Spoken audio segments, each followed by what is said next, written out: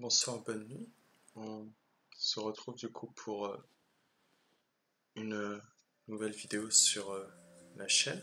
Et en fait, en cherchant à comment donner une suite intéressante à proposer, du coup, toujours dans cette même idée d'essayer de comprendre ensemble un peu le jeu, bien, dans la mesure où justement je ne me considère pas comme un joueur particulièrement fort, et que je ne pense pas non plus avoir une manière de jouer ayant un grand intérêt pour vous. Je me suis dit qu'on pouvait revenir à ce qui fait quelque part le fondement du jeu, c'est-à-dire l'étude et notamment l'analyse de parties professionnelles. Et pour ces analyses, du coup, il y a deux, trois choses sur lesquelles j'aimerais venir avant de commencer. Généralement, chacune de ces analyses en fait me prennent entre 8 heures et 12 heures que je répartis sur 3 jours généralement en fin de journée. Et du coup, je ne pourrais bien évidemment pas vous montrer toutes les variations que j'ai pu regarder. Et si vous souhaitez avoir un fichier un peu plus complet avec les explications écrites, dans ce cas, si je peux vous proposer en revanche de vous rendre sur le Discord, sur un Discord que j'essaie à peu près d'animer, et vous trouverez le lien dans la description. Et oui, du coup, pour ces parties, du coup, c'est des réflexions que je fais donc sur la durée. Je travaille pas très vite et j'essaie d'explorer en remettant en cause tous les coups, en tout cas au maximum. C'est-à-dire que je ne pars pas d'un principe où je verrais le joueur de Go professionnel comme étant un être particulièrement magique, on pourrait dire, qui réalise des coups formidables, mais je pense qu'il peut aussi jouer des erreurs en fait. Et par conséquent, je vais m'autoriser énormément au doute et à la possibilité de découvrir certaines erreurs. Pourquoi ? Parce que cette démarche apparemment peut sembler assez étrange. La raison étant, si on revient avec cette idée de tour de magie, on va être dans l'éblouissement, dans quelque chose qui va viser à sublimer en fait l'événement, pour au final arriver jusqu'à l'aboutissement. Cependant, si on est dans cette recherche, on a ignoré complètement les mécanismes en fait qui ont permis cet aboutissement. Et au jeu de Go, c'est la même chose. Si on pense que tout est naturel, tout est magnifique et strictement bien ordonné, eh bien on ne cherche pas à comprendre en fait. En tout cas, c'est une façon que j'ai de voir. Et du coup, en général, quand je fais ces études, à la suite de quoi, j'utilise en fait, alors je crois que ça s'appelle IA Sensei, la version en ligne. Ça ne m'intéresse pas du tout d'avoir la version payante parce que je n'ai pas d'intérêt à essayer d'avoir une réponse à mes questions directes. Je préfère essayer de comprendre plutôt que de savoir. Et du fait, je regarde et j'observe si jamais il y a eu des mécompréhensions que j'ai pu avoir du coup sur la partie. Et auquel cas, si c'est le cas, je regarde, je les note et ensuite je reviens à de l'étude pour essayer de comprendre où est-ce que je me suis trompé et essayer d'améliorer du coup à chaque fois l'analyse. Donc de ce fait, l'IA me sert plus de correcteur que de façon d'apprendre quelque chose. Et de toute façon, si j'avais envie de singer l'IA ou quoi que ce soit, je pense que pas besoin d'aller acheter une machine dans la mesure où il y a déjà nombre de professionnels qui en parlent très bien de cela et du coup ça me suffit amplement.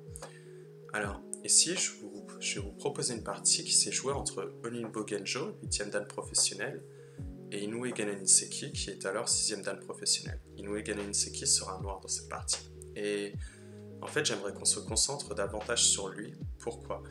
Tout simplement parce que dans les commentaires de partie où Ganeniseki a pu apparaître, souvent il est relayé à un rôle secondaire dans lequel on l'utilise pour justement valoriser la force du joueur lui faisant face. Et je trouve que c'est quelque chose de légèrement regrettable dans la mesure où justement Galen Seki était considéré du coup de son temps, au 19e siècle, comme étant le joueur le plus puissant de son époque et de son ère, et malheureusement de façon officieuse, non officielle, parce que à cette époque celui qui possédait le titre était Oninbo Showa, mais qui possédait du coup le titre de Meijin Godokoro. Et disons qu'en fait, il y a quelque chose d'assez incroyable dans cette histoire-là, dans la mesure où justement, c'est Galen Seki qui va réussir à montrer les jeux politiques qu'a pu pratiquer Oninbo Showa pour obtenir ce titre, qui ferait qu'il y aurait une possibilité où Oninbo Showa ne serait peut-être pas le joueur le plus fort.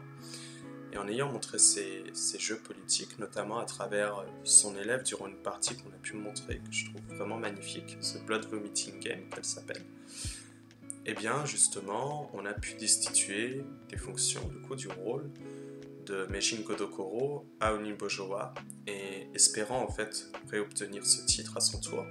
Malheureusement, le titre de Meijin Godokoro n'a plus jamais été décerné et Galen Seki du coup n'a simplement été reconnu que par ses pairs, mais toujours de façon officieuse.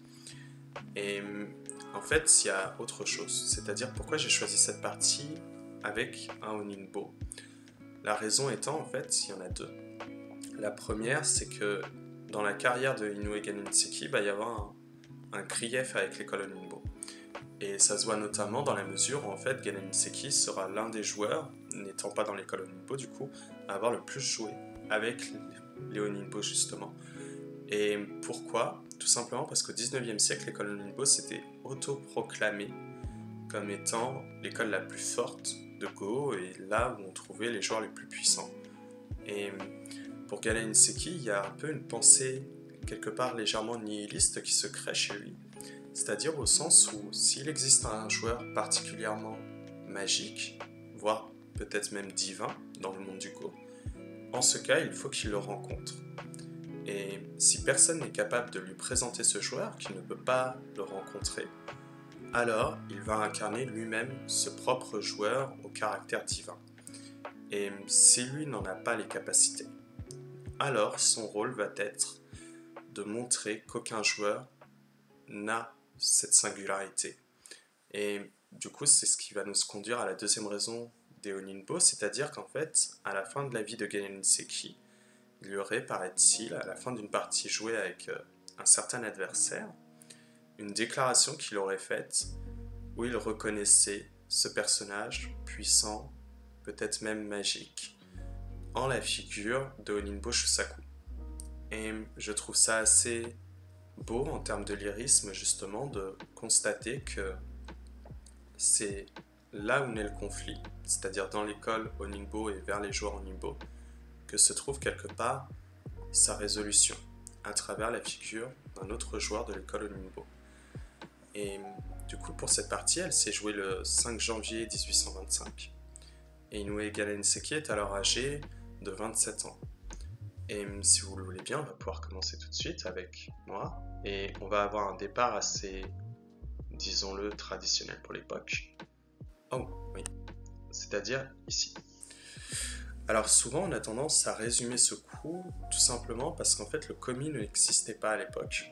Celui-ci a été démocratisé, si je ne me trompe pas, vers les années 1930 avec l'arrivée du Go moderne. Et oui, pour en venir à ça, il y a aussi un problème que j'ai un peu de mal personnellement à entendre, c'est-à-dire que le Go moderne est quelque chose d'inscrit dans l'histoire du Go. Et souvent, j'entends beaucoup trop de fois entendre parler du Go moderne, alors que justement il s'agit d'une période historique et on s'en sert justement pourquoi, quand on en parle actuellement, pour définir le jeu post-AlphaGo.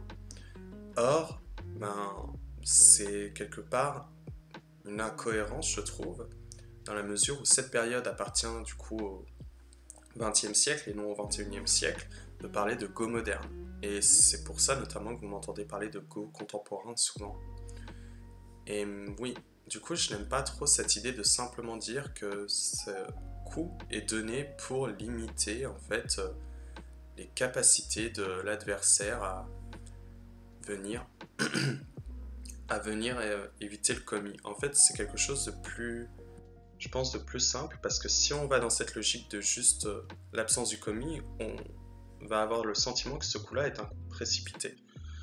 Alors, justement, ici, noir, vous voyez qu'il possède un rayonnement, comme vous le voyez.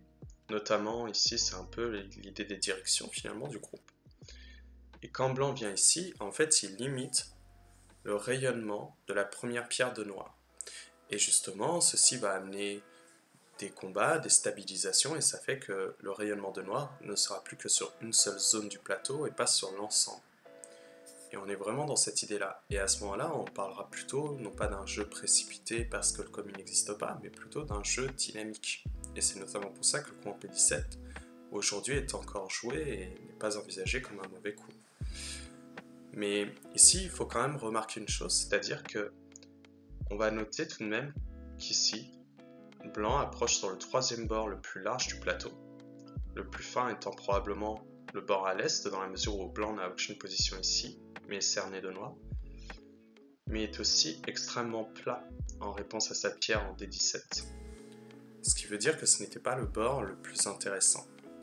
Et c'est là qu'en fait on va voir le jeu de Ganen Niseki apparaître, c'est-à-dire dans cette recherche à montrer que finalement peut-être il n'existerait pas de personnage magique du Go.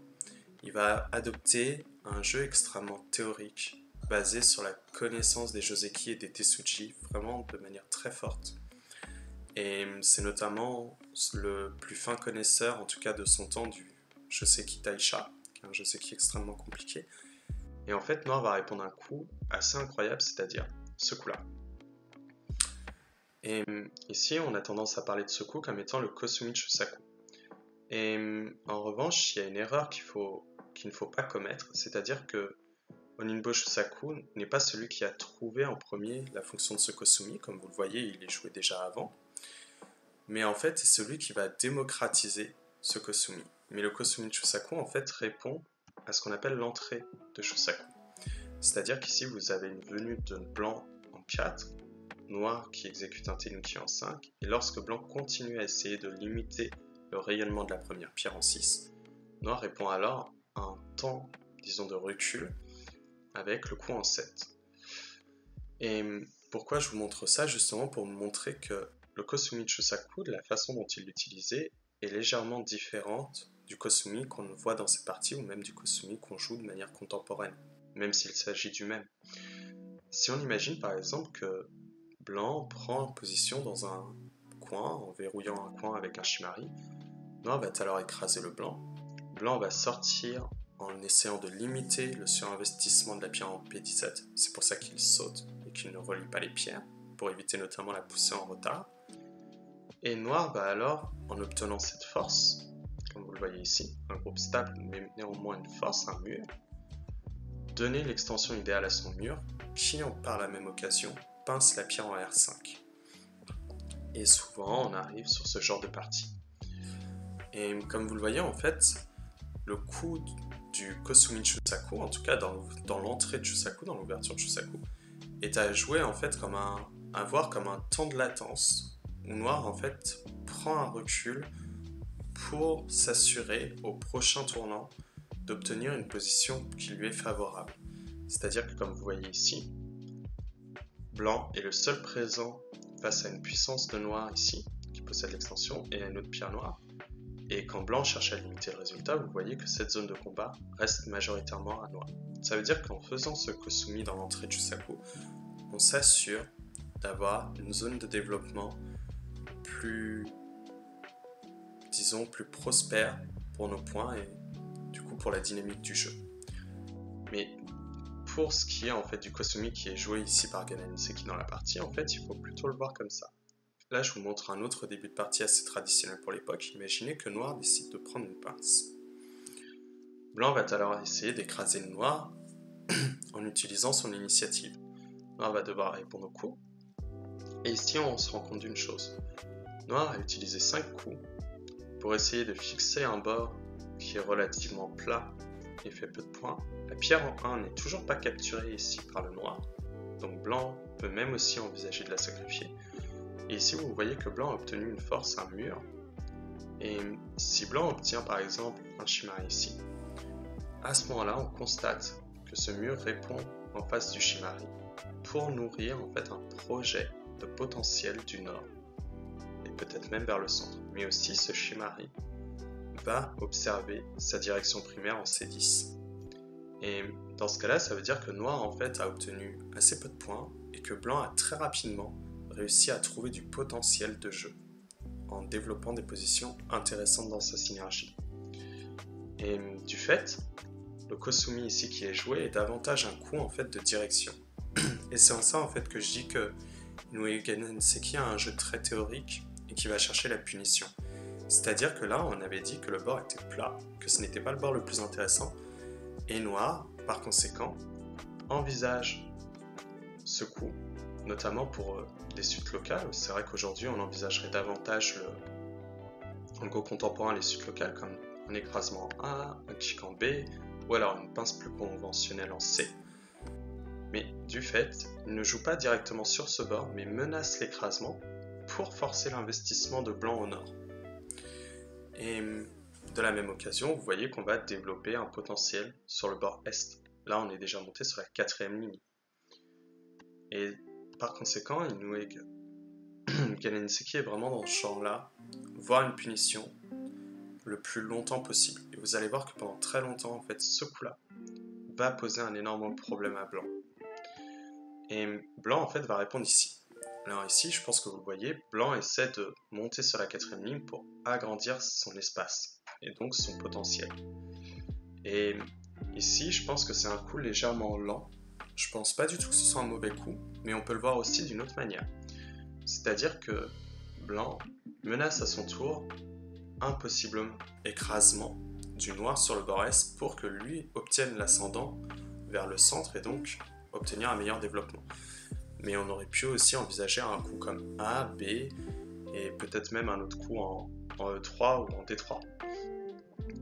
Mais par conséquent, Blanc commence déjà à investir de manière assez innocente finalement le Nord, et c'est là que Noir va intervenir encore une fois. Noir joue un Tsuke. C'est un coup de contact, c'est donc un coup qui va appeler au renforcement et à la stabilisation des groupes. Et du fait, en fait, ici on peut déjà remarquer que Noir obtient un mur, qui va très bien répondre avec une extension plus tard en A, mais aussi en jouant ce coup de contact, comme on disait, vu que ça appelle au renforcement des groupes, il va forcer l'investissement de Blanc au nord, qui n'était pas le bord que Blanc aurait pu souhaiter en fait, sur lequel il aurait voulu se développer. Blanc va donc répondre en coup de contact, du coup, par la même occasion, pour se renforcer. Noir recule et verrouille sa force, et à présent, Blanc a une faiblesse. Vous voyez, il y a une coupe en triangle. Et il y a plusieurs choix en fait qu'on pourrait envisager, le premier étant, tout simplement, prendre la gueule de tigre.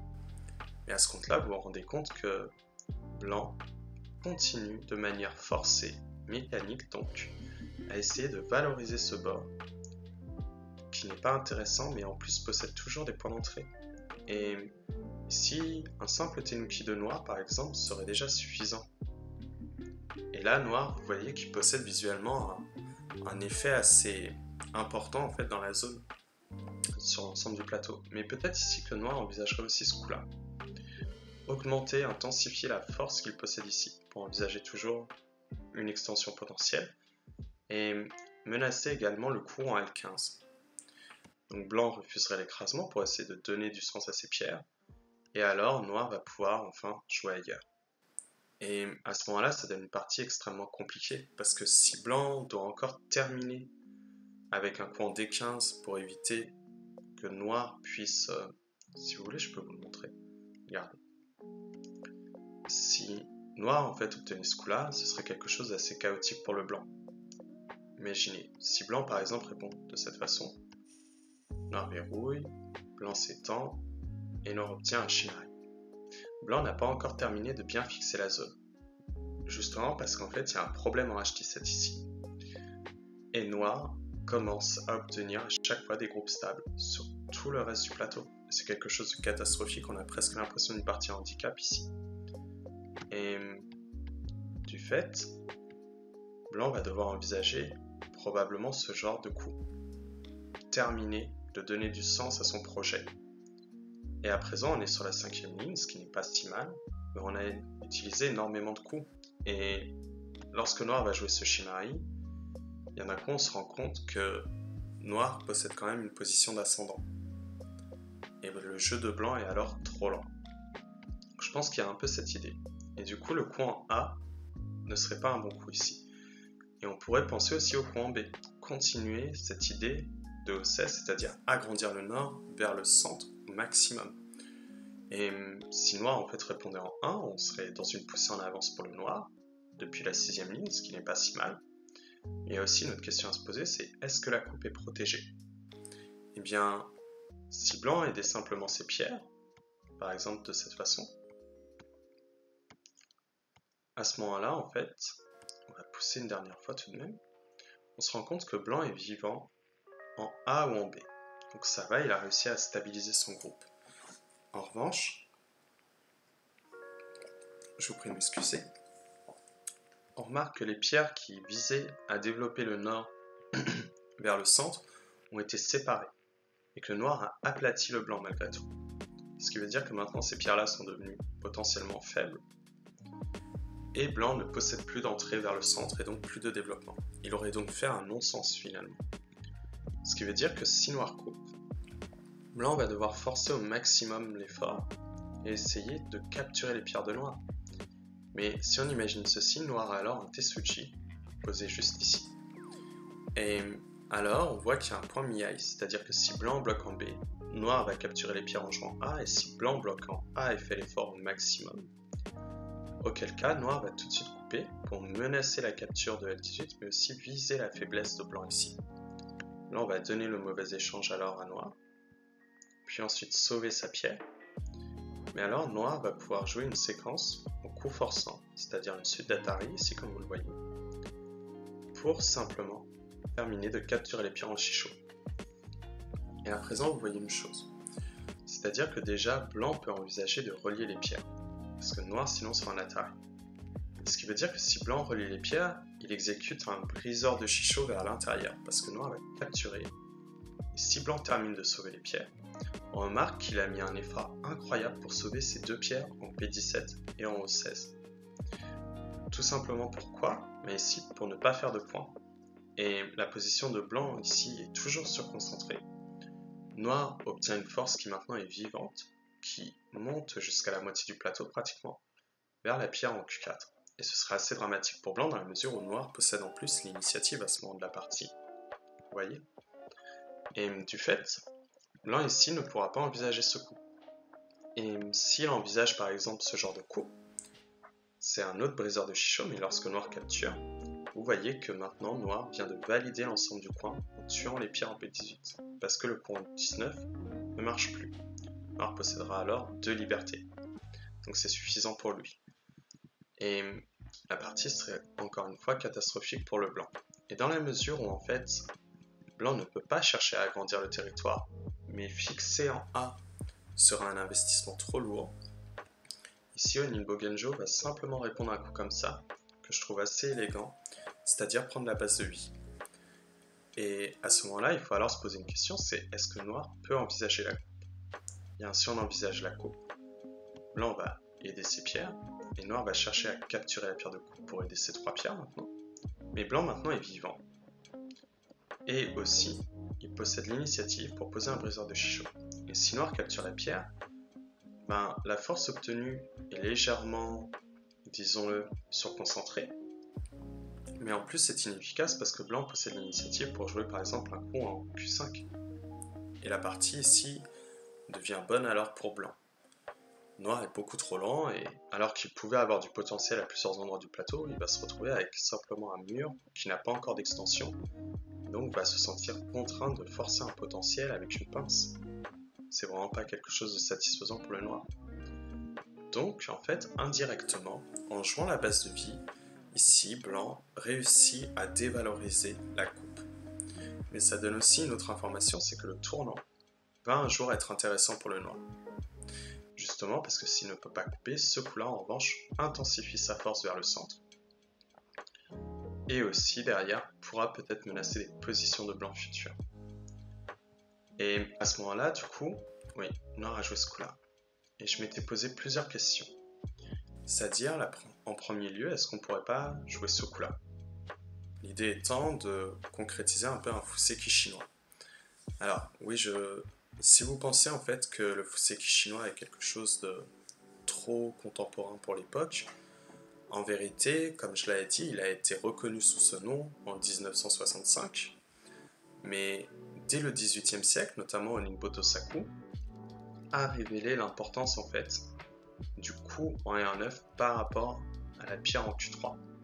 Donc c'est vraiment quelque chose qui était vraiment connu à l'époque, peut-être pas populaire non plus, mais en tout cas connu dans le monde du Go. Et par conséquent, imaginez, blanc va devoir terminer en fait sa forme, c'est-à-dire envisager quelque chose comme ça, mais ça c'est trop lent, parce que noir va continuer. Donc pour l'instant, il n'a pas le timing.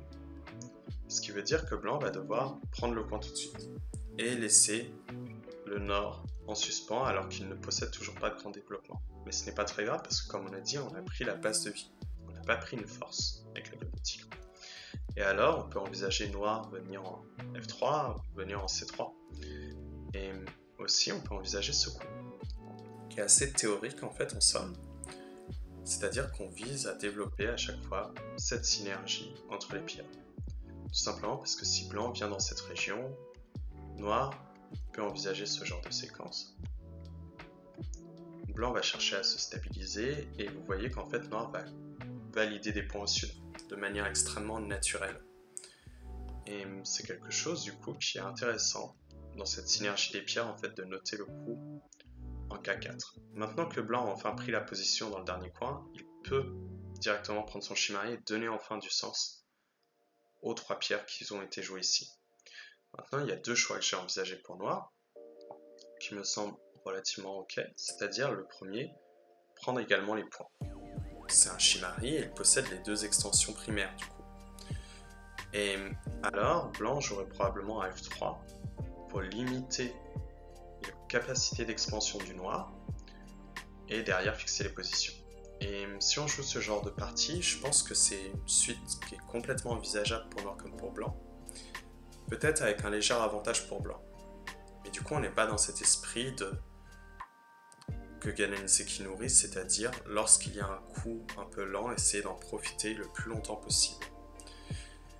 Et si on imagine par exemple une venue en Sensan, pour prendre directement les points, blanc bloquerait toujours dans la même idée pour donner du sens vers ses pierres.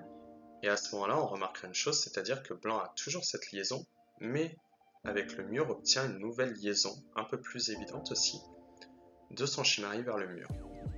Et alors il faut se poser une question. Blanc possède du potentiel dans cette partie, mais noir également. Et qu'est-ce que peut faire blanc? Si blanc essaie de fixer les points de son potentiel, dans ce cas-là, il va opérer un mouvement de recul. Un potentiel, en début de partie, on va devoir l'agrandir au maximum. Si on ne le fait pas, dans ce cas-là, ça veut dire qu'on va jouer dans nos propres frontières, dans nos propres lignes d'influence. C'est quelque chose d'un peu regrettable.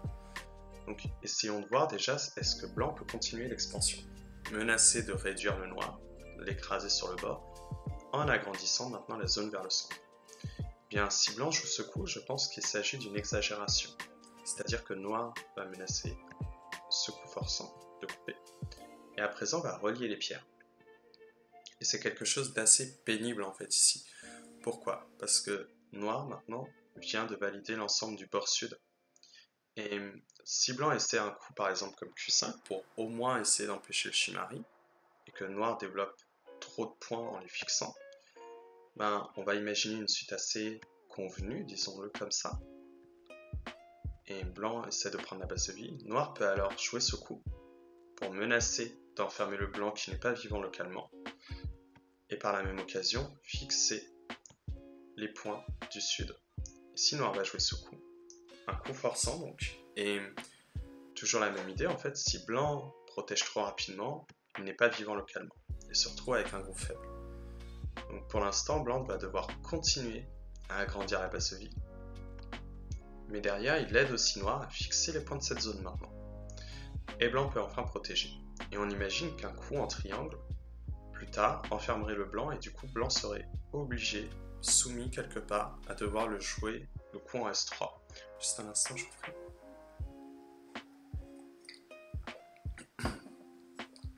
Alors voilà. Et Du fait, maintenant on peut imaginer une suite possible avec Noir qui commence à jouer un coup de contact ici pour limiter en fait l'expansion du blanc du nord vers le bord ouest et s'installer sur ce même bord. Ici je pense que la partie serait alors bonne pour Noir. Et si on imaginait autre chose, c'est-à-dire que si ce coup-là est une exagération, blanc ne peut plus agrandir le potentiel. Donc ça veut dire qu'il doit intervenir sur le potentiel du noir. Et à ce moment-là, on pourrait imaginer ce genre de suite. Je pourrais m'excuser apparemment, mon pavé tactile est trop lent. Blanc peut envisager ce coup par exemple.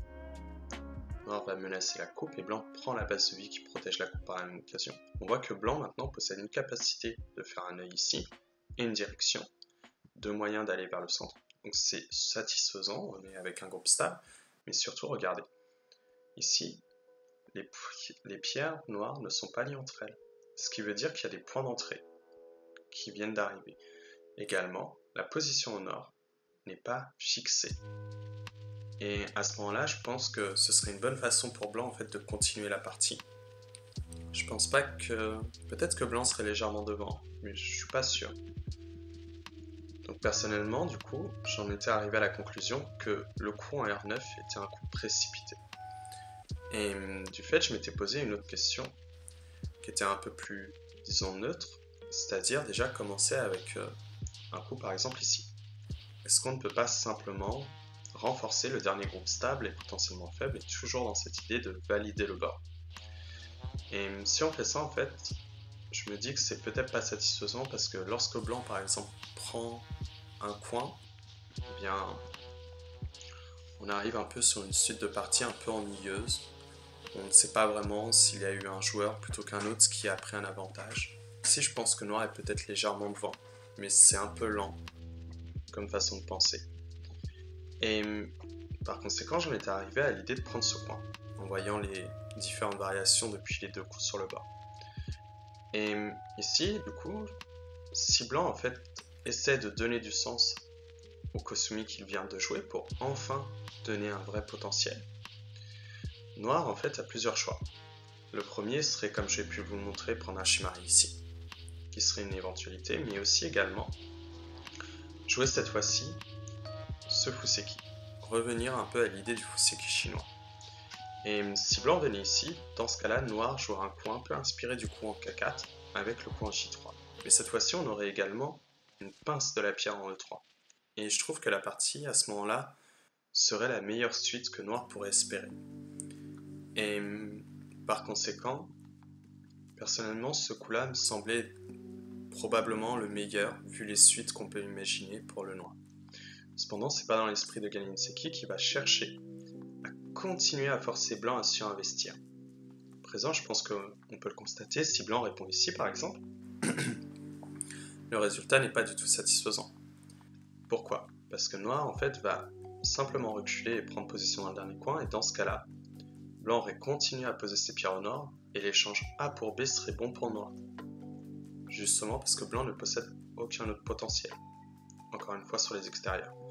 Et c'est le même résultat si on imaginait quelque chose dans ce goût-là. Bien déjà, si on joue ce coup, on va ouvrir une faiblesse en H17. Donc imaginons qu'on joue ce genre de coup. Le résultat reste sensiblement le même. Le bord n'est pas bien fermé, il reste extrêmement plat, surinvesti. Et si blanc joue un coup ailleurs, ça n'empêche pas que le résultat n'est pas du tout satisfaisant pour la partie. Blanc est donc trop en retard. Par conséquent, on ne peut pas simplement aider la pierre en D17. Il va falloir envisager autre chose. Et du fait, j'avais imaginé simplement du coup venir ailleurs, c'est-à-dire prendre un grand coup. Et l'ennui étant, c'est ce coup d'écrasement. C'est-à-dire que noir peut toujours, dans la même idée que la partie, forcer le surinvestissement de blanc au nord en l'écrasant au maximum, et à présent il va récupérer la dernière zone de points que blanc pouvait espérer à l'extérieur du plateau en volant le Sensan. Et dans ce cas-là, je pense que ça se voit assez bien, la partie serait assez catastrophique pour le blanc. Donc, on n'a pas encore le temps de jouer un grand coup de Fuseki, et on ne peut pas juste aider la pierre en D17. Ce qui veut dire qu'il ne nous reste plus qu'une option, c'est la pince. Et du fait, j'ai réfléchi à comment envisager une pince en prenant compte que noir va chercher à écraser en jouant E16. Et la seule pince satisfaisante que j'ai trouvée, c'est celle-ci. C'est-à-dire que, admettons que noir vienne ici pour écraser. Blanc va pouvoir pousser et couper. Lorsque noir va aider ses pierres, à ce moment-là, la liaison entre ces deux pierres étant suffisamment proche, blanc va pouvoir retirer les libertés de noir en mettant une pression maximum et continuer l'effort. À ce moment-là, noir va essayer de capturer les pierres du coin, mais blanc va jouer le même coup pour menacer les pierres de coupe ici. Donc noir va essayer de concentrer le blanc dans le coin pour affiner sa forme. Et lorsque blanc joue là, en fait, il n'est pas vivant dans le coin tout à fait. En revanche, il possède deux coups mi-aïe en A et en B. C'est-à-dire, si noir joue en A par exemple pour aider ce coupe-là, blanc possède ce coup. Noir ne peut pas simplement monter ou quoi que ce soit dans la mesure où ce groupe-là n'est pas vivant localement. Il va donc devoir essayer de sortir. Et quand blanc va couper, il va donner l'échange d'un Ponouki. À ce moment-là, le Ponouki ne possède pas encore de réel but, justement parce qu'il n'y a toujours pas de pierre en D4. Et blanc vient de capturer les pierres de coupe. Et noir au nord est un groupe faible. Ce qui voudrait dire que la partie serait catastrophique ici pour le noir. Et c'est pas quelque chose du tout d'envisageable. Donc, dans cette séquence, on ne peut pas imaginer le coup d'écrasement. Mais imaginons que noir essaie de sauver du coup ses pierres. Blanc va pouvoir faire le Hani et le double Hani. Et quand noir va continuer l'effort au maximum maintenant pour espérer obtenir le coup en G18 à la réponse de blanc, blanc en fait va encore une fois sacrifier la pierre et capturer les pierres de coupe. À ce moment-là, le résultat est un peu moins mauvais pour noir, à mesure où ce groupe est peut-être potentiellement attaquable. Mais on remarque quand même que le Ponouki est étriqué par le coin L17, que blanc a capturé les pierres de coupe et donc est vivant dans le coin, mais aussi possède une force à l'extérieur. Et le groupe de noir est stable, mais n'amène pas à un développement futur pour l'instant. Et du fait, cela veut dire que si noir ne peut pas envisager de coup d'écrasement, s'il stabilise son groupe en sortant par exemple, il va probablement envisager ce coup. Et blanc va pouvoir naturellement en fait continuer à fermer le nord en montant cette fois-ci sur la 4ème ligne. Et là on est dans une position de combat où, comme vous le voyez, noir est un groupe en fait qui est faible ici.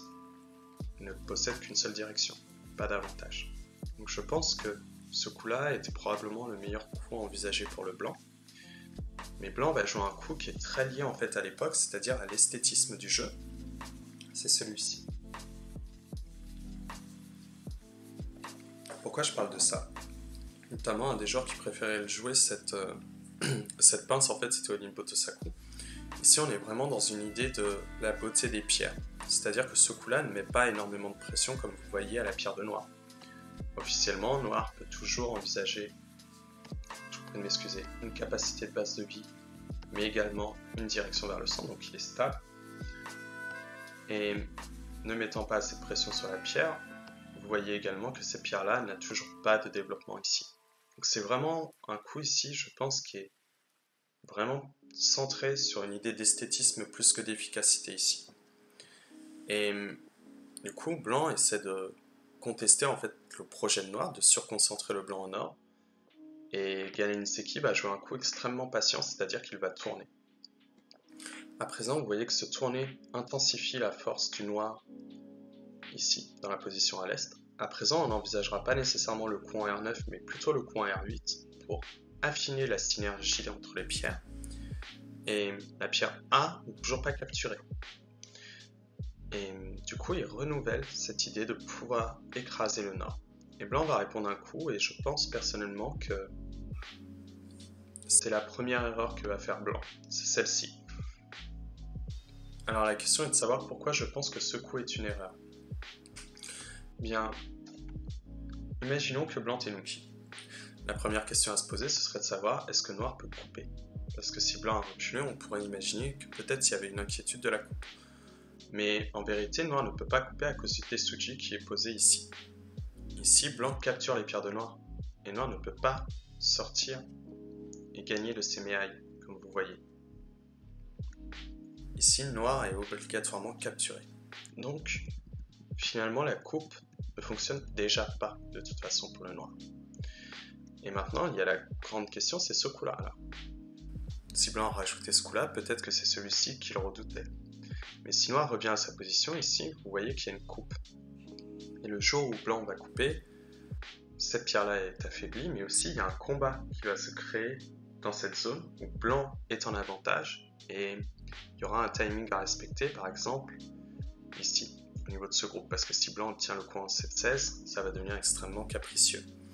Mais à ce moment-là, vous vous rendez compte d'une chose, c'est que l'échange 2 pour 3 n'était pas nécessaire s'il s'agissait de jouer le coup en 4. Donc c'est donc un bon échange pour blanc.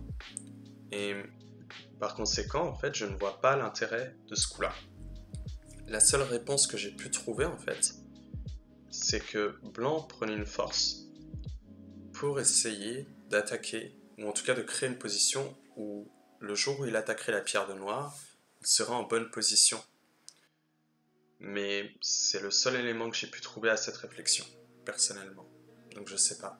Peut-être qu'il y a autre chose de caché, disons-le comme ça. Et à ce moment-là, il va falloir commencer à se poser des questions, c'est-à-dire sur la suite de la partie. Et je vais pas vous montrer, comment dire. Comme vous voyez, noir maintenant a obtenu une force. Il va falloir essayer de commencer à développer la synergie ici. En tout cas, à l'intensifier d'une manière ou d'une autre. La pierre ici en carré est toujours oubliable dans la mesure où il reste stable et que blanc ne peut pas le capturer en une fois, mais surtout noir, vous voyez qu'il n'a plus de suite au nord. Donc il ne peut pas continuer à essayer d'écraser le nord. Blanc vient enfin de réussir à se sortir de ses problèmes. Et la question est de savoir, est-ce qu'on possède le temps de jouer ailleurs? Et noir ici va jouer un coup qui est très patient, c'est-à-dire ce coup-là. Et vous voyez, après avoir essayé d'imposer à blanc de répondre au maximum ses pierres sur le nord, en jouant ce coup-là, en fait, il essaie de dévaluer l'idée que blanc puisse tout de suite venir en D3 parce que ce serait un coup beaucoup trop long. Si on imaginait quelque chose dans ce coup-là, déjà par exemple, que faut-il à présent se représenter? Peut-être quelque chose du genre? Et probablement qu'on peut imaginer un noir venir ici, et la partie serait incroyablement lente pour blanc. Vous voyez que même s'il obtient une suite ici, déjà je ne sais pas vraiment comment, mais noir peut déjà envisager en fait le tenuki et fixer les points dans cette zone. Par exemple, probablement ce coup-là. Et vous voyez qu'à présent blanc ne fait pas assez de points, et n'a pas encore complètement fermé le nord. Donc c'est vraiment un jeu qui est beaucoup trop lent ici pour le blanc. Et c'est vraiment quelque chose que je trouve très brillant chez Gamin Seki, c'est que plutôt que jouer le coup qui est intéressant, il va chercher à le dévaluer au maximum aux yeux de son adversaire. Alors ici, il y a une question qui se pose. Déjà, le coup en R8 est toujours envisageable. La question est de savoir pourquoi ce Shimari et pas un autre Shimari.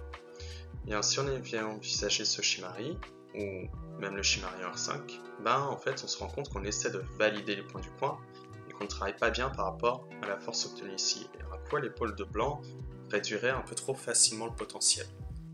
Donc il reste un autre Shimari à envisager si celui-ci n'est pas d'actualité, c'est-à-dire celui-là, qui est plus, disons, contemporain. En tout cas, il a été popularisé depuis quelque chose du genre 4 ans. Et ici, c'est le genre de coup que je n'apprécie pas du tout dans ce genre de situation. Pourquoi? Le coin n'est toujours pas correctement fermé, et derrière, la pierre est beaucoup trop éloignée pour essayer de bien travailler avec cette chose, avec cette force. Ça veut dire que noir, ici, dans ce coup, essaie de faire deux choses à la fois, alors qu'il ne peut pas. Et quand blanc intervient par exemple ici et que noir pince, on peut imaginer quelque chose d'assez simple comme ceci par exemple. Blanc a ce coup-là. Et imaginons par exemple que noir bloque en A. On va arriver à une séquence assez étrange comme ceci. Une suite quelque part de coups forçants presque. Et noir capture enfin la pierre. Ici on pourrait croire que la séquence est terminée, mais en vérité blanc va pouvoir jouer ce coup-là. Et quand noir va connecter, blanc va relier les pierres. À présent, vous remarquez une chose, c'est que noir a essayé d'attaquer en pinçant la pierre de blanc, que blanc s'est extrêmement stabilisé, en tout cas très rapidement. Et ici, la position de noir ne possède plus de points.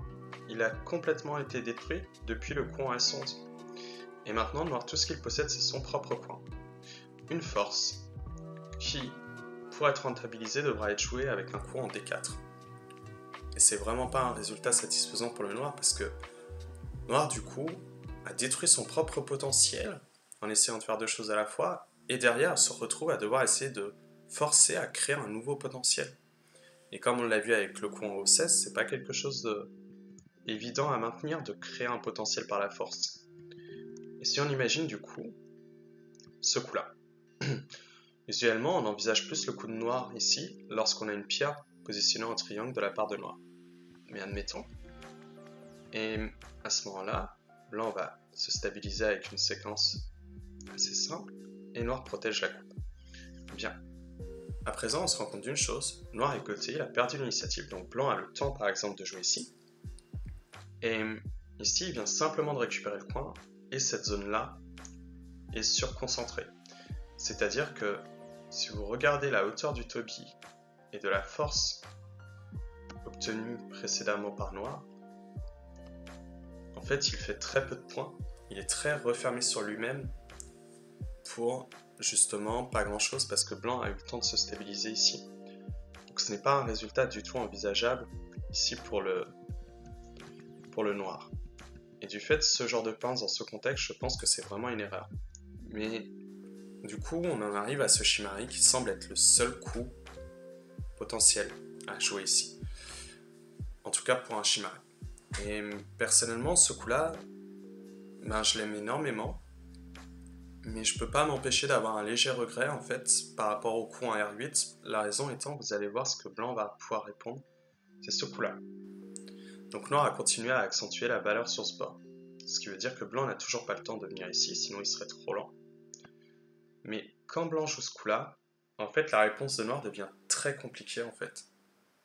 C'est-à-dire que le seul coup qui vient à l'esprit en fait serait celui-ci. Mais à ce moment-là, vous remarquez encore une fois, un peu comme dans la variation que je vous ai montré à l'instant, c'est que l'extension est vraiment surconcentrée par rapport à la force obtenue par noir. Et c'est un résultat qu'on trouve extrêmement lent, j'ai l'impression, non? Et pour cette raison, je me demande si finalement Q5 n'était peut-être pas aussi incroyable que ça dans la partie. En tout cas à cause de la réponse de blanc qui a vraiment l'air très ennuyante. Et en fait, ce qui est un peu plus dommageable que ça, c'est-à-dire qu'en fait blanc a respecté quelque chose d'extrêmement simple en venant jouer le coup ici en R9. C'est-à-dire que si je vous montre la position juste avant, vous constatez que blanc a une capacité de base de vie ici, une autre capacité de base de vie ici, et également une direction là-bas. Donc blanc est extrêmement stable en plus en arrivant. C'est très compliqué de l'attaquer, et même ici, blanc est toujours stable, et il peut envisager de répondre ailleurs. Alors, on voit les deux directions, mais plus précisément, en fait, il y a le coup ici, et ce coup-là, en fait, qui va inspirer la stabilité de blanc. C'est très compliqué, en fait, pour nous de savoir quoi répondre. Et à ce moment-là, en fait, on en arrive à plusieurs questions. C'est-à-dire que blanc va jouer, du coup, enfin, une position vers le coin. Et là, ça devient très compliqué pour le noir, c'est-à-dire que c'est une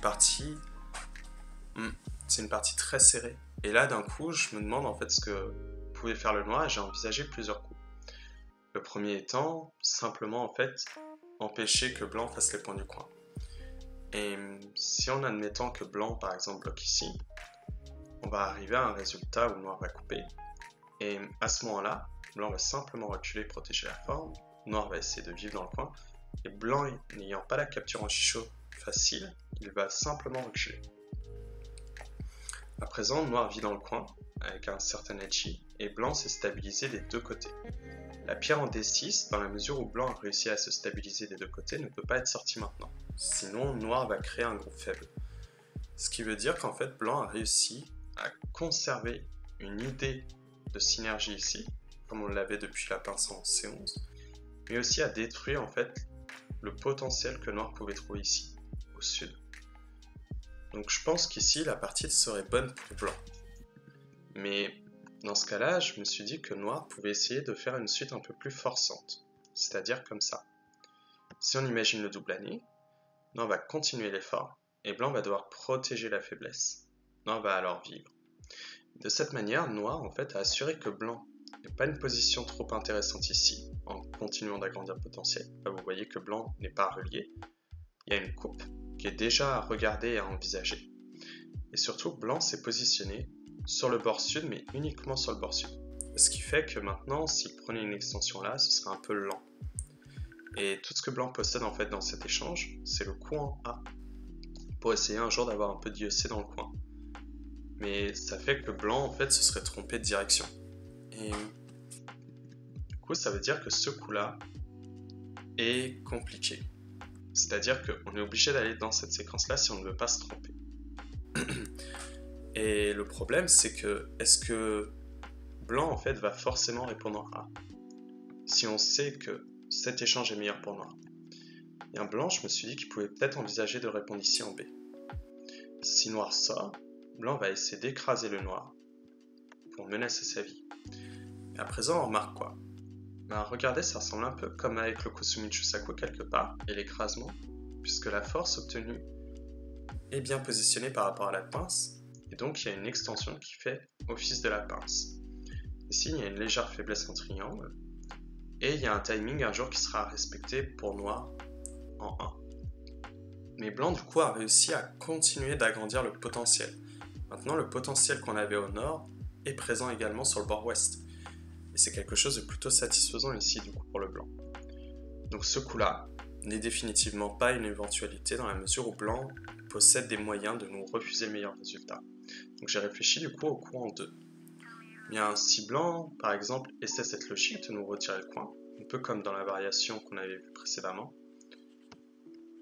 noir cette fois-ci est beaucoup plus satisfait, parce que vous voyez qu'il monte sur la 4e ligne, il commence à créer un nouveau potentiel sur le sud, et blanc a alourdi sa forme, donc malgré tout, blanc a le temps de kicker pour affaiblir cette pierre, mais il reste des capacités d'entrée depuis qu'il y a un point vital ouvert ici. Ce qui veut dire que noir ici, je pense pas qu'il sera en retard dans cette partie. Et ce serait déjà satisfaisant. Mais si ici, on arrive sur une partie aussi facilement avantageuse pour noir, excusez-moi, dans ce cas-là, ça veut dire une chose, c'est que ce coup-là devait être un léger overplay. Alors ça veut dire que ce n'est pas le coin qui est à protéger, mais vraiment l'enfermement envisagé, envers et contre tout. Et du coup, j'ai envisagé cette séquence pour blanc. Si blanc empêche le mouvement, noir vit dans le coin, maintenant c'est bon. Et blanc a le temps à nouveau de kicker pour essayer d'attaquer cette pierre.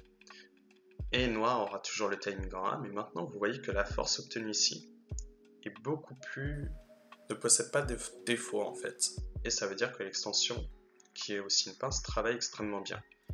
Et blanc en fait, à chaque fois on remarque une chose, c'est que blanc possède le timing d'attaquer la pierre en C15.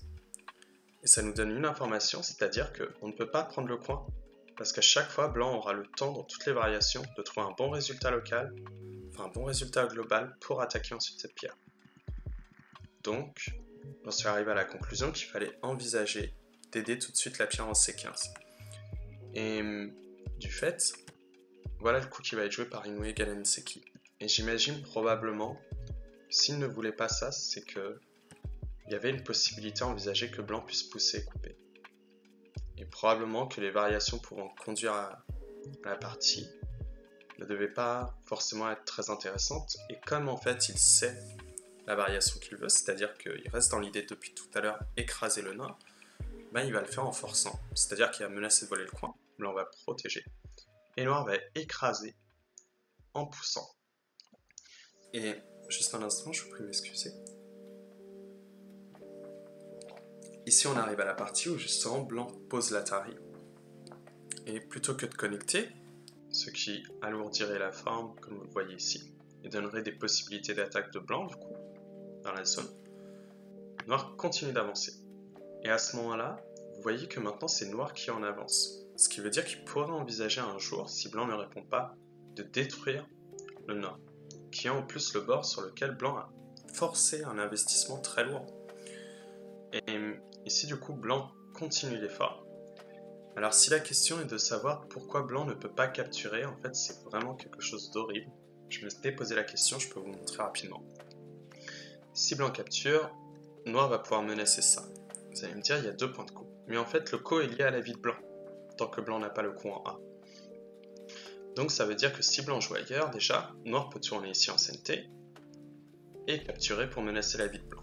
Blanc n'ayant pas assez menacé quoi, il va devoir survivre. Noir a donc stabilisé le groupe et a le temps de prendre l'extension des deux Shimari. Vous voyez, on a le même Shimari, il prend l'extension ensemble, donc la part du lion.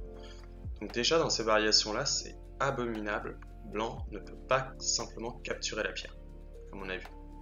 Et ensuite, je me suis posé d'autres questions, c'est-à-dire que, admettons, peut-être que blanc, en fait, ici peut prendre l'extension en premier. Mais dans ce cas-là, vous voyez que blanc est obligé de forcer le coup pour vivre.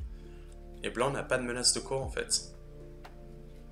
Et par conséquent, ça veut dire que ça, ce n'est pas envisageable, il ne peut pas être égoïste et prendre ce coup-là. Et du coup, il ne nous reste plus qu'une seule question, en fait, que je me suis posée, c'est-à-dire...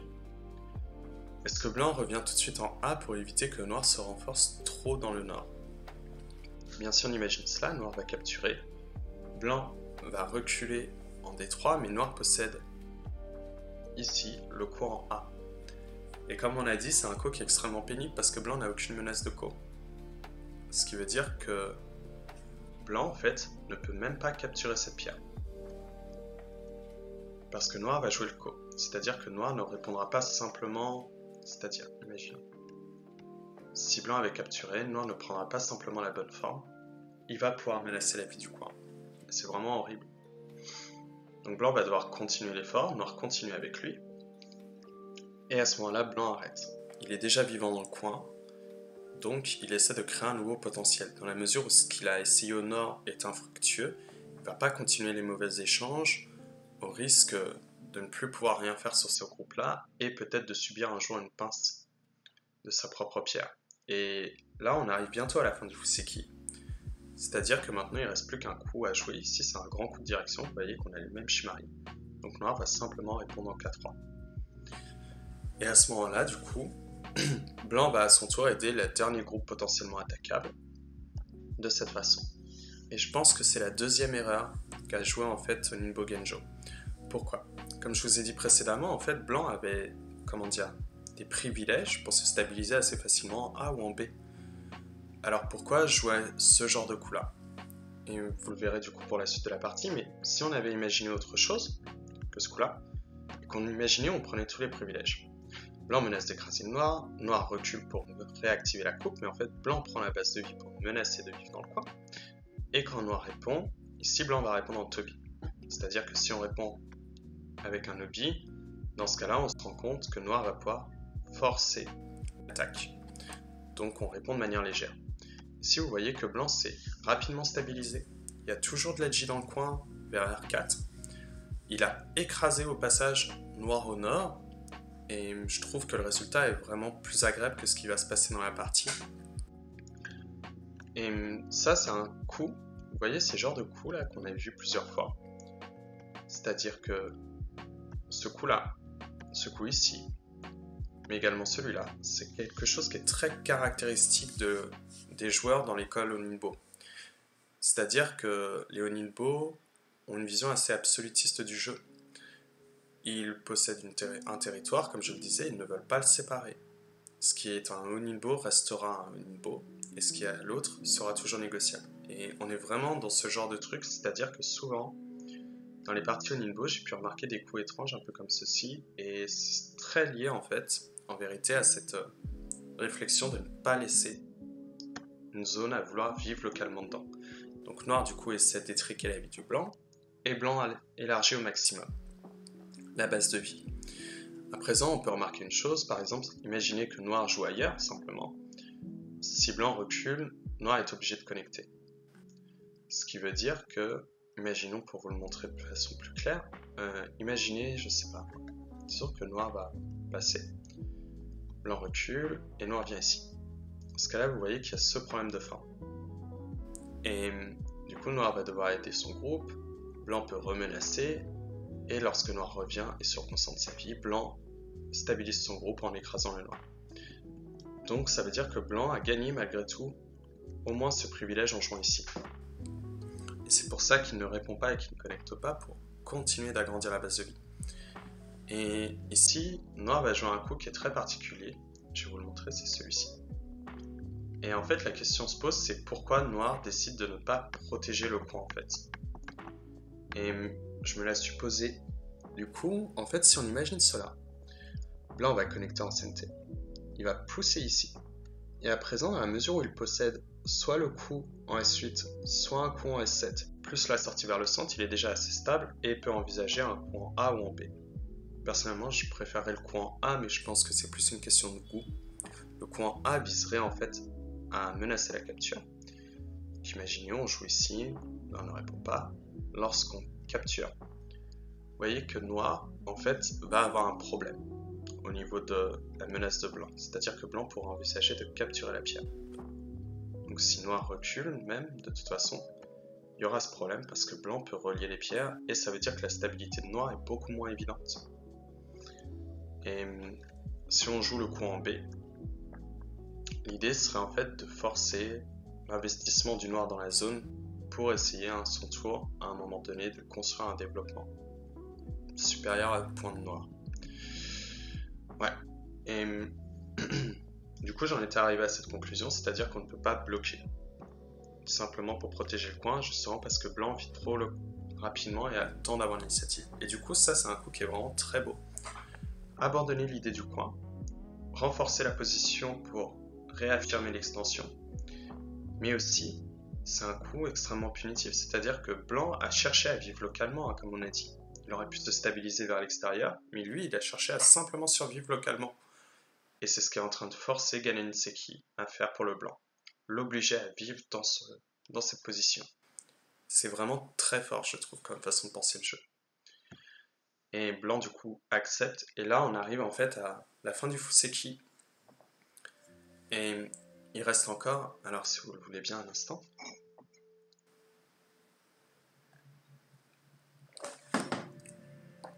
Il reste encore en fait à se poser les questions, c'est-à-dire qu'est-ce que peut jouer en fait ici le noir. Et j'ai réfléchi à toutes ces éventualités. Alors, ici il faut quand même comprendre une chose, c'est-à-dire qu'en termes de points, noir possède 28 points et possède l'initiative. Blanc a ici 35 points, ce qui veut dire que la partie est extrêmement serrée en fait à ce moment-là. Il y a possiblement un très léger avantage pour le noir, mais pas au-delà. Et du coup, oui, j'avais réfléchi, si on joue ce coup-là, en fait, ça ne menace pas directement la vie de blanc ici. Donc c'est un coup qui est beaucoup trop lent, et alors blanc en fait va capturer à son tour, affirmer la vie. Et quand noir va essayer de lutter pour le co, bah en fait, il y a plusieurs choix qui vont s'offrir, mais imaginez que blanc termine la vie dans le coin, par exemple en CNT, que noir bloque. Bah dans ce cas-là, on va arriver à quelque chose d'assez dramatique. C'est que noir a perdu sa zone de points, son mur est beaucoup trop proche de l'extension en A, et la suite de la partie est moins affirmée parce que maintenant, en possédant des faiblesses ici au niveau de la coupe, et bien dans ce cas-là, le groupe est potentiellement attaquable. Et c'est justement pour ça que blanc protège ici le coin. Pour que si noir essaie de jouer le co, blanc ait de quoi lutter en ne laissant pas trop de menaces à son adversaire. Et du coup, noir va devoir intervenir rapidement, mais blanc peut pincer et stabiliser le groupe et renouveler la menace d'attaque du groupe en A, ce qui serait assez catastrophique. Et si plutôt que ce coup-là, on envisageait quelque chose de plus sanglant, comme ceci, ben c'était vraiment quelque chose de pas agréable du tout. C'est-à-dire, ici, il faut déjà se poser plusieurs questions, mais par exemple, imaginons cela. Est-ce que blanc peut descendre? Officiellement, blanc peut envisager la descente. Mais noir, en fait, va répondre ici, pour menacer en fait la capture. Blanc va devoir protéger. Ok. À ce moment-là, comment est-ce que noir capture les pierres? Ben, s'il répond là, blanc va sortir trop rapidement, donc ça veut dire qu'il va falloir envisager ce coup. C'est horrible comme façon de capturer les pierres. J'ai pas réussi à trouver de manière beaucoup plus stimulante, on va dire, de pouvoir les capturer. Donc noir ne peut même pas en fait essayer de combattre ici pour continuer à garder des menaces de vie de blanc, parce que sinon blanc va augmenter ses propres menaces de co chez le noir pour justement jouer un coup comme B15. Donc c'est quelque chose d'abominable en fait ici. Ouais, donc c'est un coup très patient qui a été joué ici, je trouve, si jamais on joue là. Donc on peut pas jouer le coup en A. Et j'ai réfléchi en fait au coup d'enfermement en B, et ça m'avait pas l'air très concluant. C'est-à-dire que noir, ok, obtient en goté en plus, disons, tentative de créer un moyo vers le centre depuis son mur. Mais blanc est toujours vivant, on peut en jouer en A, donc la capture n'est même pas centrée ici, et le coup en B ensuite est à gérer. Et Ouais, je trouve que blanc a un jeu lent, mais noir aussi dans cette partie. J'arrive pas vraiment à savoir ce qu'il faut envisager sur cette partie. Probablement ici que l'on pourra envisager de revenir à cette séquence de capture. Et ce serait déjà suffisant. Donc le coup en B n'avait pas l'air très incroyable. Le coup en E, c'est la même mélodie, c'est trop lent. Blanc peut envisager ce coup-là, peut même envisager les venues en B ou en C comme on avait vu précédemment, donc c'est vraiment un coup inutile. Et le coup en D, c'est ce que je me suis demandé, parce qu'on avait dit que le coup en S11 était pas très bon. Mais en fait, c'est beaucoup moins évident à cause de ce coup-là. Parce que si on connecte, comme vous avez vu, blanc n'a aucun problème pour vivre. Et de la même manière, si on essaie de forcer cela, blanc va pouvoir essayer de le couper. À ce moment-là, la différence, c'est que quand blanc coupe, noir recule, mais blanc est obligé de revivre. Il ne peut pas descendre en P2, justement parce que noir a réussi à capturer la pierre.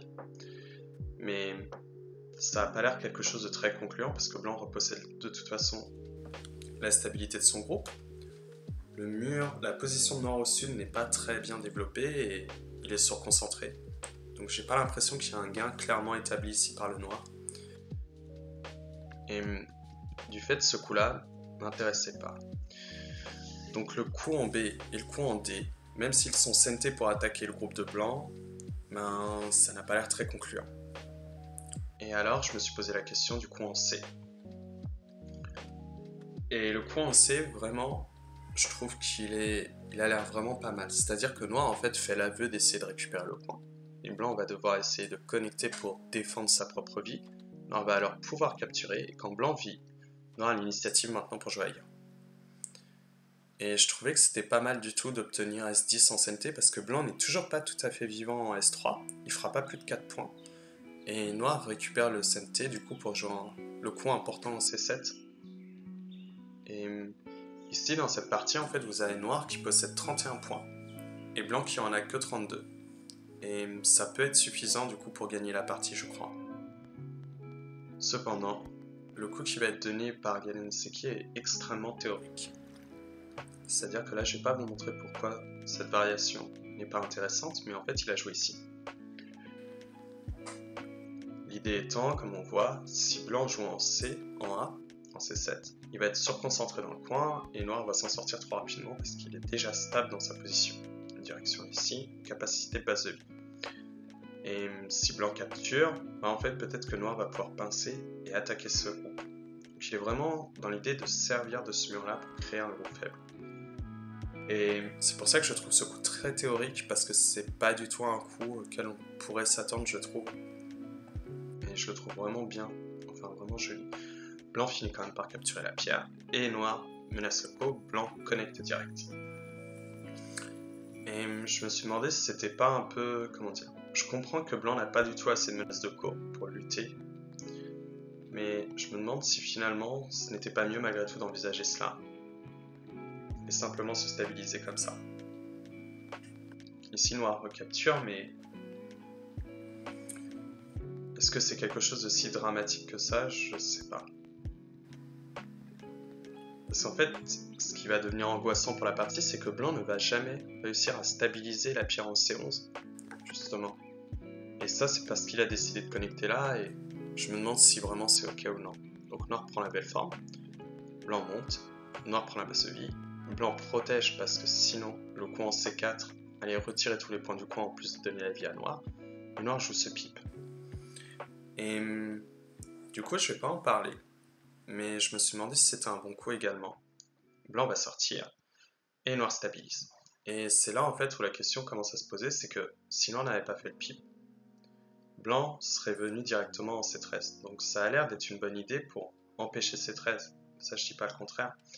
Mais quand noir joue là, regardez ce qui va se passer. Ici, noir ne va pas défendre, il va simplement reculer. Et du coup, si on n'avait pas fait le pipe, en fait ici, noir pouvait défendre la coupe. Parce qu'ici, blanc va capturer les deux pierres, mais le gain obtenu ici par noir est beaucoup trop conséquent. Et c'est pour ça que je me demande, je n'en sais rien, si c'était une bonne idée de jouer le coup forçant en D12. Bref, au-delà de cette parenthèse, on va arriver à ça. Donc coup forçant, blanc protège et noir vient ici. Ici, il faut noter une chose, c'est quelque chose d'assez horrible en fait. Ce qui se passe, c'est que noir a obtenu cet échange. Noir a obtenu cet échange également. Et depuis que de toute façon Noir peut capturer un As-10, il n'y a pas de faiblesse dans la position, Blanc ne peut pas sortir trop rapidement. Et maintenant il obtient le coup en D4. Noir est déjà en train de créer un moyeu vers le centre. Et le moyeu est créé dans cette idée de laisser le groupe blanc faible à l'intérieur.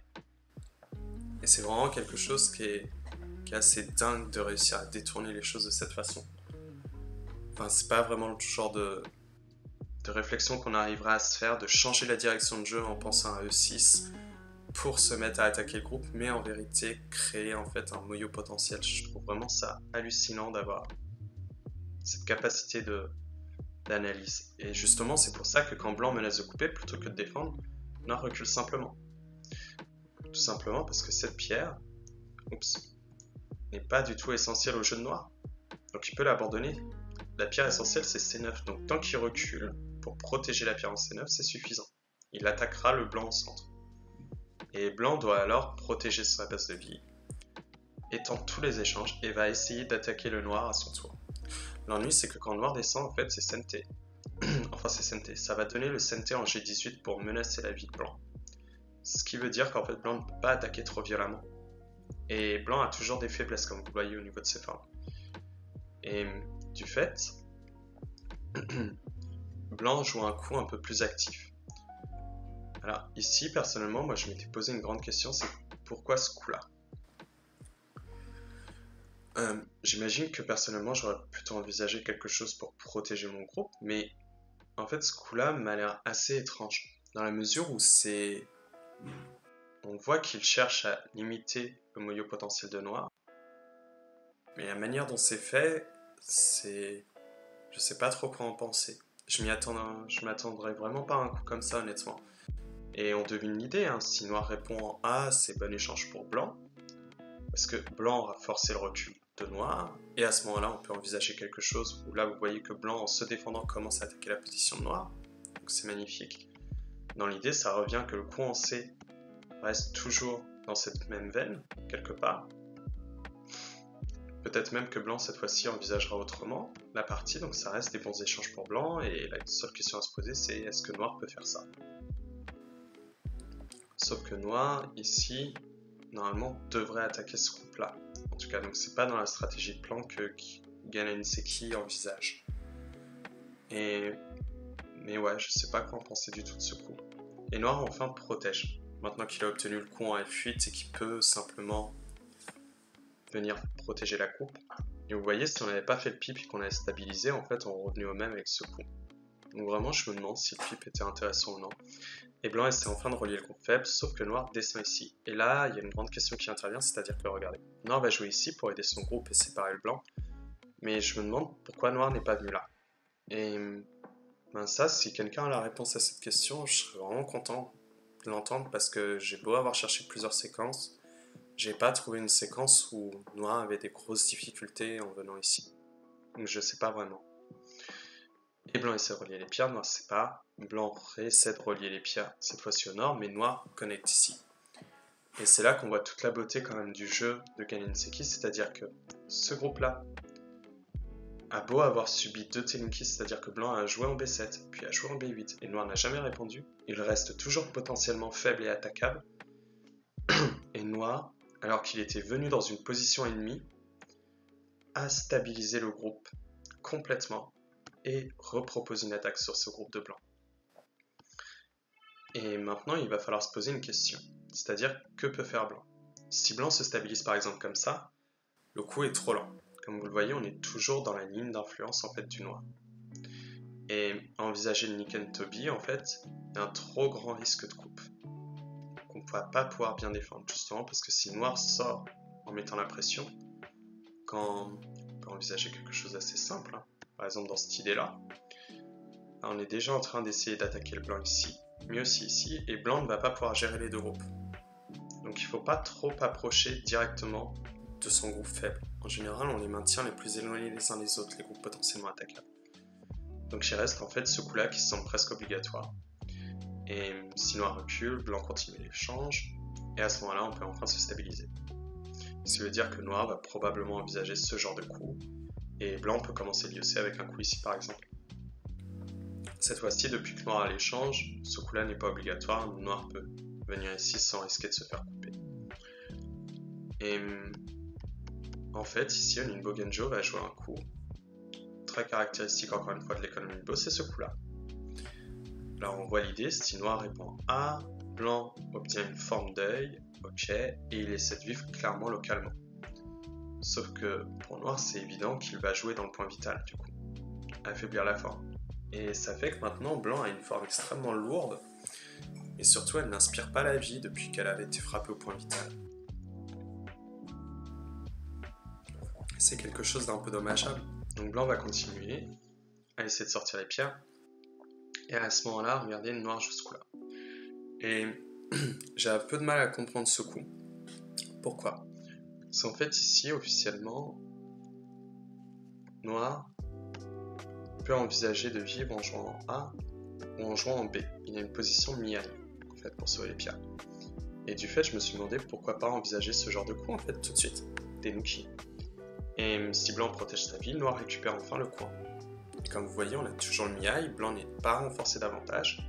Et lorsque blanc essaie de vivre, ça devient très compliqué pour lui parce qu'il ne possède aucun coup, c'est-à-dire que blanc, ici, comme noir a la liberté supplémentaire en J4, ne peut pas capturer les pierres de noir. Donc ça m'a l'air vraiment plus intéressant.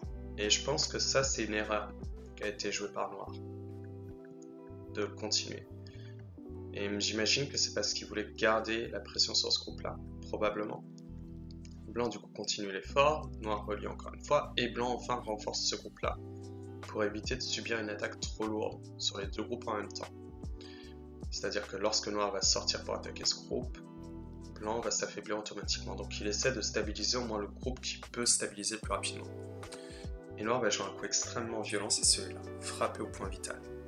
C'est-à-dire il casse la gueule de tigre. Et du coup, comme vous le voyez, la noire vient de fixer l'entièreté des points, presque l'entièreté des points au sud. Et blanc n'a toujours pas fait plus de points et est toujours faible. On est au même rendu, mais noir continue de prendre plus de points. Blanc essaie de stabiliser, et maintenant que cela est fait, noir va jouer la capture pour obliger le blanc à vivre dans le coin.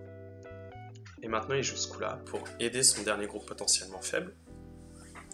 Et il va jouer une réponse très originale, c'est ce coup-là. Et la seule idée que j'ai trouvée pour expliquer la nature de ce coup, c'est-à-dire rechercher un peu la même idée que le coup en S11, obtenir le Sente pour renouveler l'attaque là-bas.